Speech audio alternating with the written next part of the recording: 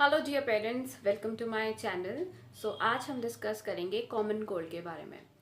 Common cold ये हर बच्चे को कभी ना कभी होता ज़रूर है और परेशान भी हम पेरेंट्स को बहुत करता है कि कब जल्दी से जल्दी ये ठीक हो जाए और ये दोबारा ना हो। ऑफ कोर्स बच्चे बहुत परेशान होते हैं इससे, सोने में दिक्कत, चिड़चिड़ापन वगैरह वगैरह।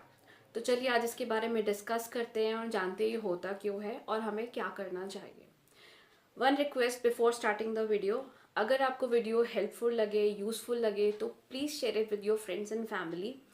Share it further, like, subscribe और कमेंट करके ज़रूर बताना अगर आपको कोई भी क्वेरीज हो। So welcome and let us start with the video. तो छोटे बच्चों के कंटेक्स्ट में बात करते हैं। वो जब भी इन माइक्रो ऑर्गेनिजम्स के कांटेक्ट में आते हैं, जिसमें कि कॉमन तौर पे 200 वैरायटीज़ हैं। अब इन 200 में से कोई भी अगर उनकी बॉडी पर अटैक करता है तो उनकी बॉडी का ये नेचुरल सा रिस्पॉन्स होता है कि नाक की अंदर की जो सतह है वो सूज जाती है और बलगम बनना शुरू हो जाता है, खांसी जुकाम साथ में लग जाता है। ये हमारी बॉडी का नेचुरल रिस्पॉन्स है उस इन्फेक्शन से फाइट करने के लिए। अब इसमें घबराने की सबसे पहले तो कोई भी बात नहीं है कि बच्चों के अंदर इम्यूनिटी इमेच्योर होती है, तो यही नेचुरल तरीका है जिससे बॉडी इम्यूनिटी मैच्योर करती है। तो इन्फेक्शन होता है, बॉडी उससे फाइट करती है, अपनी एंटीबॉडीज बनाती है और फ्यूचर के लिए बच्चे को प्रोटेक्ट करती है उसके अगेंस्ट। तो इसमें घबराइए मत। हमें करना ये है कि बच्चे का ध्यान किस तरीके से करना है, आज अब ये बात करते हैं। देखिए, बच्चे को सबसे पहले तो हमने हाइड्रेटेड रखना है।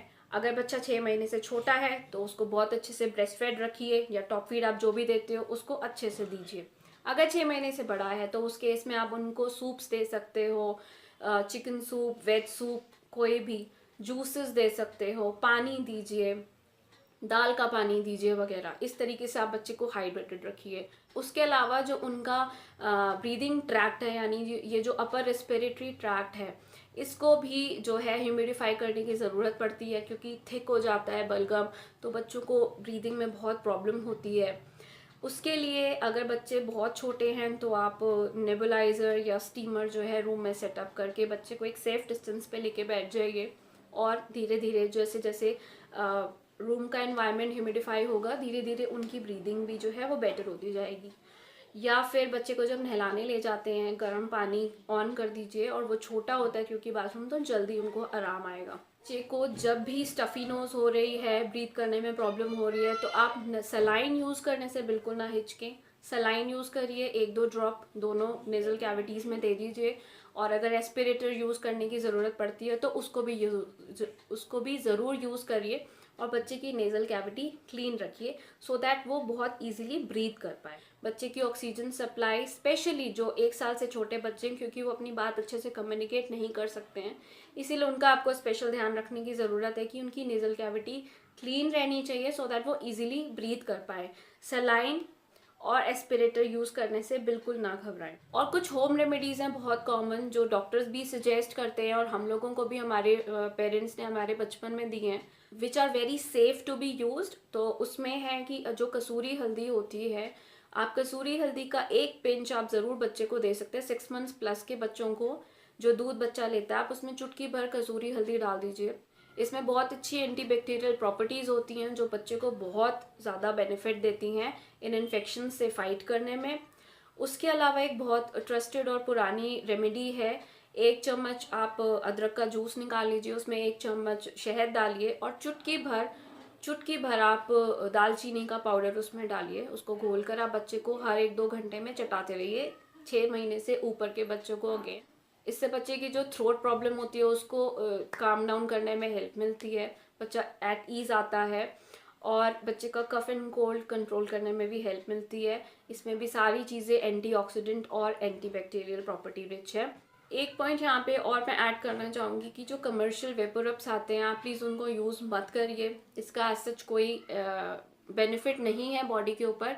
ये एक ट्रिक है जो उसमें मेंथॉल और जो चीज़ें यूज़ होती हैं उसकी खुशबू से हमारा ब्रेन ट्रिक हो जाता है कि ओके नेज़ल कैविटी क्लीन हो गई है, पर वो क्लीन होती नहीं है। उल्टा इन रिस्पॉन्स बॉडी म्यूकस जो है वो और ज़्यादा बनाने लगती है बाद में। तो आप वेपोरब्स ना यूज़ करिए, रादर बच्चे को सुलाते हुए बच्चे की जब नोज स्टफ्ड है तो आप सलाइन और एस्पिरेटर से क्लीन करके बच्चे को कंफर्टेबली सुलाइए। अब डिस्कस करते हैं कि आपको डॉक्टर के पास कब जाना चाहिए। अब अगर जो ये इन्फेक्शन बच्चे को हुआ वो बढ़ गया है, बच्चे को फीवर भी आ रहा है, उसको छाती बहुत ज़्यादा, आपको कंजेशन महसूस हो रहा है कि बच्चे को कंजेशन ज़्यादा हो गया है, उसके कानों में दर्द, सिर दर्द वगैरह, बच्चा बहुत रो रहा है, बहुत ही फसी हो रहा है, बहुत ज़्यादा क्रैंकी हो रहा है, तो ऑब्वियस है कि बच्चे को दिक्कत ज़्यादा हो रही है। आप डेफिनेटली डॉक्टर के पास जाइए। डॉक्टर अपना प्रॉपर चेकअप करके जो भी मेडिसिन आपको रिकमेंड करते हैं आप प्लीज़ वो बच्चे को दीजिए। और जो होम रेमेडीज़ या जो कंजर्वेटिव केयर है वो डॉक्टर की सलाह लेकर कंटिन्यूड रखिए। So that is all for this topic. अगर आपके पास कोई भी और क्वेरीज हैं कुछ भी इस टॉपिक के रिगार्डिंग या कुछ भी और, तो आप प्लीज़ कमेंट्स में ज़रूर मेंशन करिएगा and please share it with your family and friends. Have a very good time. We will meet soon with the next topic. Bye and Happy New Year.